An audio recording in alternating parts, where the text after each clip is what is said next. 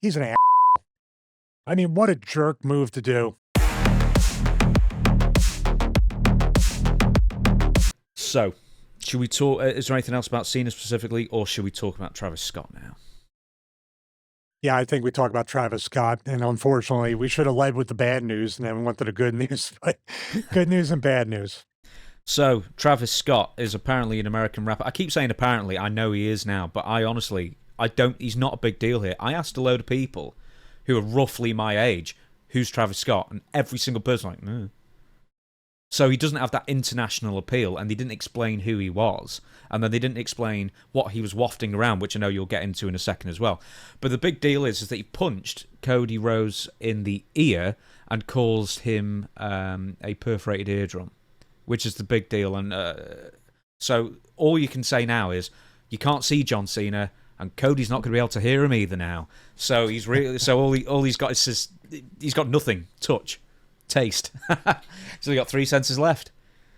Yeah, Travis Scott, if he comes out for any more segments, he'll take care of those senses too, apparently. But this was the most mystifying. To me, I always use the analogy on an indie show. This is the radio DJ that gets in the ring, swinging his arms around, doing whatever. This is celebrity appearances on Raw or anything on wrestling and WWE or any company gone wrong. This makes the Jeremy Piven Summerfest botch look like, it makes Jeremy Piven look like Logan Paul.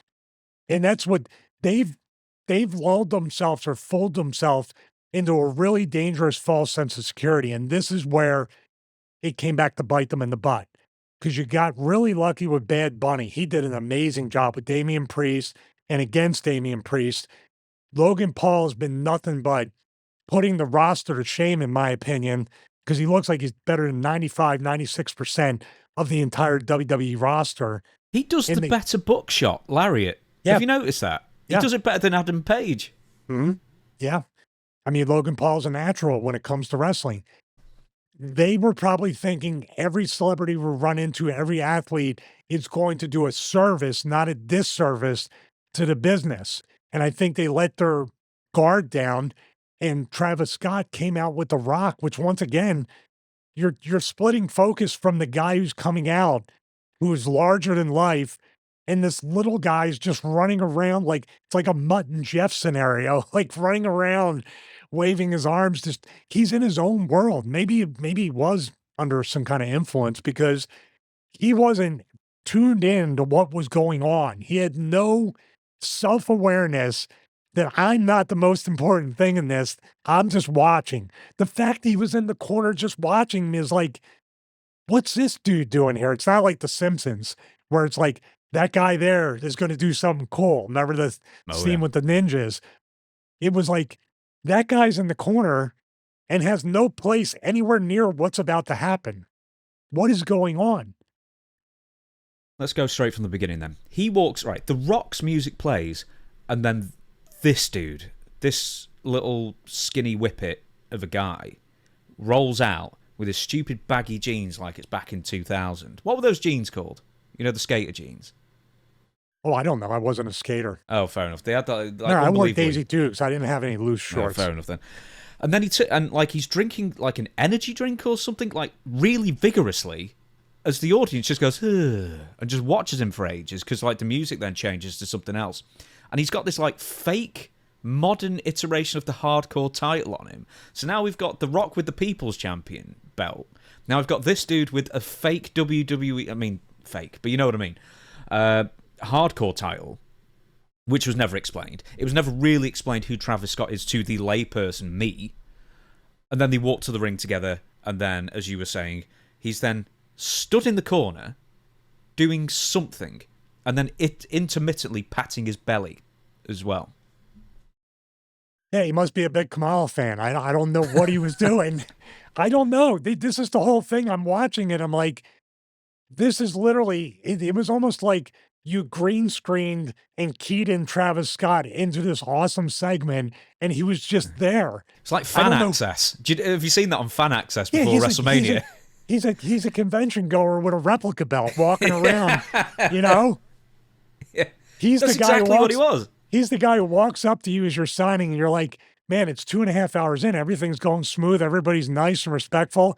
And this guy decides to stand there for 20 minutes doing a shoot interview with you, and everybody's backing. You're not making any money. That's Travis Scott. Then, at some point, someone gives him Yeah, the he's not Iggy. finished yet. He's just getting started. Oh, Travis yeah, Scott yeah, isn't even. Yeah, he's like, I'm going to ruin this main event if it kills me. He's constantly in the background. So you've seen John Cena being the cheerleader, and then you just see him going, yeah, like that in the corner. And nobody's interacting with him. He's on his aisle, right? Cena's not patting him on the shoulder and look at this. Am I wrong? No, he is a competition winner. He won. He collected box tops from cereal boxes and collected the most, and he won the competition to be in the ring. That's all he was, basically. But then he gets physical. And boy, before we go on to the strike, do you remember the first thing he does? I don't. And that's the worst part. Travis Scott split focus.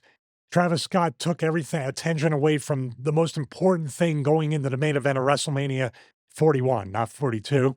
And I don't remember what he did outside of trying to ruin the main event. Should we watch it then? Let's watch. We'll watch it through.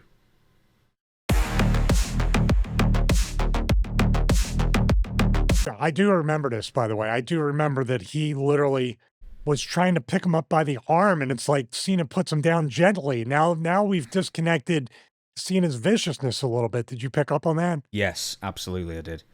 It's but only in the second instance though, because I was looking for it, because everything else was so great around it that I didn't notice until you really analyze. Here he goes. Like he's trying to pull him away from Cena and Rock. What is going on here? Is that the thumbnail? Like, what are they doing to Cody? If you just walked into the room and Cena has lifted him up by the legs from behind and Travis Scott, it doesn't look good. Whatever. Cody, get out of there. And Rock's in the middle watching. Is he the one who likes to watch? He does look like a spit roast, doesn't it? I'll give you that. Do you know what my theory is? Is that Travis Scott was meant to hold on to both of Cody's arms because John Cena's got both of his legs, and then Rock was going to do the whipping. Oh. So basically, he was just meant to hold his arms. Because look how John Cena's holding his legs. By the ankles. Yeah. Yeah, basically going to give him the rack, right? Well, Cena looks like he has some bad intentions with that face. This should be the thumbnail. All right, you're right. So what's he standing on? Now he's supposed to pick him up, maybe stretch him out or whatever. And if you were smart, you put your feet into his trap so he can be spread out for the whip. But now he stepped on his arm as he's trying to pick him up by his head. So what do you want, Travis Scott? Do you want to pin him down or you want to pick him up? This guy's clueless, man. This is really, what's he doing? Okay. John Cena just turned heel. Why is John Cena not doing what Travis Scott is doing? Why is Rock letting this happen? Why is Travis Scott there? That's the real question. Why is Travis Scott there doing any of this? It's true. And look, because John Cena actually has to gently put him down. That wasn't gently, but he was like, okay, we got to put him back down. Yeah, is he going to put him in the STFU, your favorite name for a finish? What do we have here? I was like, at this point, Cody's got to be thinking he's completely helpless. Is Travis Scott going to try to drop I thought he was going to drop those phony ass elbows or something on him. You know what I mean? Like that do nothing. It's so bad. But yeah, there's fans. This guy's really excited. These people are watching. Not everybody's really too upset. That guy's pretty happy right there. This guy's pretty happy. Don't see anybody too upset by it. Oh, was that the shot? That was the shot. But the thing is that no one reacts to it because, one, it looks so bad, and then the camera's not in the right place anyway, so that sort of tells me that this was... Do you think that shot there was ad-libbed, or maybe Cody told him to do it? Because I've given you the alternative fan cam angle as well. No, I don't think Cody told him punch me or hit me because this guy's not a worker. Cody's already down. This is where people think people think it's so easy. And I think Travis Scott got into this thinking, this is so easy. This is so cool. They underestimate the amount of thought and effort that goes into not hurting somebody and what makes sense. If he had any direction, production, or even basic psychology or even common courtesy, he would say, this is not about me. I'm just lucky enough to be in the ring with this. But we didn't get that. This was Travis Scott. I'm not going to say the curse word, but he's trying to get his stuff in. He didn't care about anything but telling people, oh, look, I beat up Cody Rhodes. Nobody cares about you, Travis Scott. Trust me. Nobody in England who listens to music cares about you.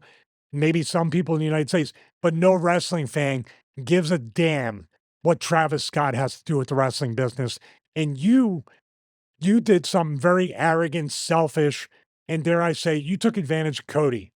And what should have happened, and what I wish would have happened, we're off the air, guys, and Cody got up and started beating the shit out of Travis Scott and kicking him in the ear, punching him in the face, and teaching him a lesson that he would never forget. And hopefully somebody backstage read this guy the riot act. Because I know Vince McMahon would have. Well, he wouldn't even been out there in the first place if it was Vince. You can say every one thing you want about Vince McMahon. He would realize this dude should not be near my main eventers as we're trying to push this main event moving forward from this heel turn. Can you get the alternative angle up? Yeah, sure. And it's not a punch, it's a slap. So if you can even slow motion this and zoom in. I mean, play it through first once. Now, I want to let everybody know, too, a perforated, a burst eardrum, a popped eardrum, whatever it might be. I've had one of these from being slapped by Gail Kim. She accidentally caught me in the ear. It's no joke. The equilibrium's off. It's like having vertigo sometimes. You're not able to wrestle, much less bump and do all these other things. Hearing is just the beginning of it. Your coordination is thrown off. Your balance is thrown off. You have migraines. This could induce vertigo as well, which is absolutely no joke. But to Travis Scott, this is a joke. Here it is. Oh my God. I'm going to zoom in on that. Now, here's the thing. Cody's pinned down, face, his cheeks against the mat. He's pinning him down even more to where Cody, if you slapped him at least, he could turn on a standing position. There's nowhere for Cody to go. He's an asshole. I mean, what a jerk move to do. Travis Scott, you're an asshole. Most celebrities mean nothing for wrestling, quite frankly. I mean, I made this point. I said, this is all CEO backslapping, say, hey, let's get this guy around. This is Nick Khan. This is the TKO Endeavor. Let's make this crossover promotion. Well, here's where crossover promotion goes completely wrong. This is what went wrong. But look at his Google Trends. Look at how many followers he has on blah, blah, blah, blah, blah. Yeah. It means Cody, nothing. Cody, you can go back and watch some of my old tech reviews that are only coming out of one headphone, and you'll hear it just fine, I guess. So I guess there's a good out of that. Good Lord. Imagine if Hulk Hogan at Bash of the Beach 96, the Outsiders are dominating, and then instead of Hulk Hogan walking down to ringside, it's Ski Low or Praz from Fugees, or Redman, or something. I'm trying to think of mid-90s rappers, wandering down and kicks Randy Savage in the shin, and then Hulk Hogan comes out and does the turn. It would have taken away completely from what it was. Luckily, it wasn't obviously that overt, for Travis Scott's involvement to what I just suggested there. But still, I mean, he could have single-handedly completely ruined that by obviously, as you say, being selfish. And he was being incredibly selfish there. And then there's no point even showing it now, but most people know he was holding what looked like a giant blunt, right? A giant whatever it was. And then I thought he was being euphemistic when Pat McAfee said, no, he's lighting up sage. And it's like, lavender? Maybe he really likes, his smelly candles and that kind of thing. I don't know. But I didn't understand the significance of this. But you said it's some sort of like witchcraft thing he does, apparently. Yeah, I mean, there's theories to go around. That's not even the important part. If he is smoking something or he has stage, he did the smoking thing with Jey Uso. They made a joke about it. Remember?